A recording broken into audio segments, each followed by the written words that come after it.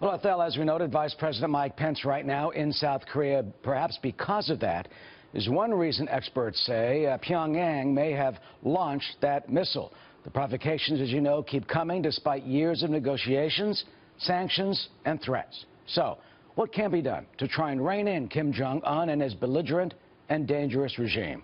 Ambassador John Bolton joins us, former U.S. Ambassador to the United Nations, Fox News contributor, senior fellow at the American Enterprise Institute, and chairman of the Gatestone Institute here in New York. Ambassador, do you think after all these years that China has finally gotten the hint? Do you see a change or some shift in Beijing? Well, it's possible, given the number of steps that China has taken, especially after the meeting between President Trump and President Xi Jinping in Florida. However, China and North Korea have shifted what they do visibly on any number of occasions in the last 25 years when public outrage in the United States, Japan, or elsewhere grew to an extent where they felt they had to pull back. So at this point, it's too early to tell whether there's a real change in China's view of how to deal with North Korea's nuclear weapons program, or whether it's simply saying, particularly to Kim Jong-un, lower the propaganda, put a sock in it, basically, until those notoriously short attention spanned Americans go away again. So we launched the missile that didn't work, but they still have not conducted the sixth nuclear test. Do you think that'll come? Well, I think it could come at any time. Honestly, the North Koreans have at least some idea when our overhead is taking pictures, and I think in the run-up to the birthday yesterday, there may have been a little teasing going on. Who knows? Our intelligence about a lot of this nuclear activity inside North Korea is very sparse, very sketchy. So it could come. It could come at any moment. It could be another 6 months. We just don't know. So, and meanwhile, what has changed during the Clinton administration? They negotiated that deal that failed, oil for food, back in 1994. George W. Bush, as president, took them off the state-sanctioned list of terrorist countries.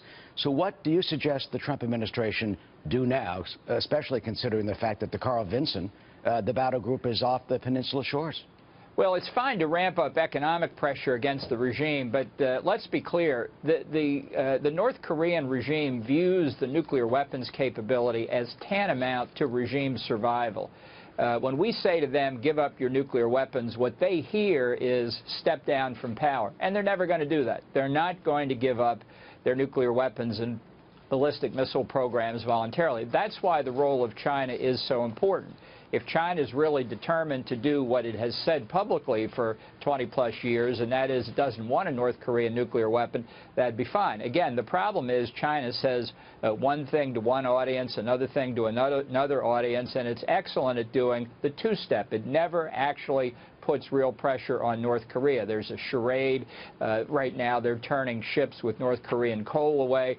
That'll be great until sometime a couple months from now when the ships start going again. We just don't know. It's too early. I hope this reflects a real Chinese change because, honestly, the next step for the United States is the very serious consideration of military force. If North Korea gets the capability to miniaturize a warhead, put it on an ICBM, and drop it on the United States, that's something we cannot tolerate. But a military force, as you know, observers say, could be catastrophic. I mean, look, you have Seoul within artillery range, 28,500 of our troops, and North Korea has said that they will, quote, obliterate them, in their words. So how do you balance that? That if there is a response militarily by the U.S., you know, North Korea will say we have nothing to lose.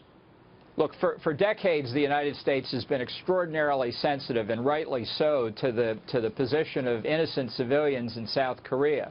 But I think we need a very hard look at exactly what North Korea's capabilities are. All those artillery tubes just north of the DMZ, are we sure they all work, or have they turned into green cheese?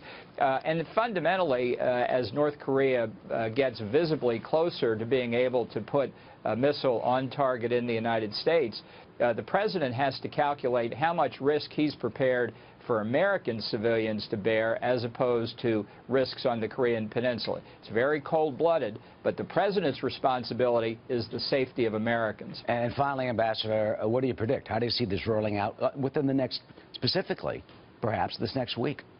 Well, I think we've got to get serious with China about the end state once they put sufficient pressure on North Korea to end the nuclear program, because I don't think the regime is strong enough to survive. I've long believed that reunification of the peninsula is the answer. I think it is too narrow, too low a target simply to focus on the nuclear weapons. The North Korean regime will never be separated from it, and if there's an effort to do that, the regime will fight back. You have to look at the end of the North Korean regime through reunification.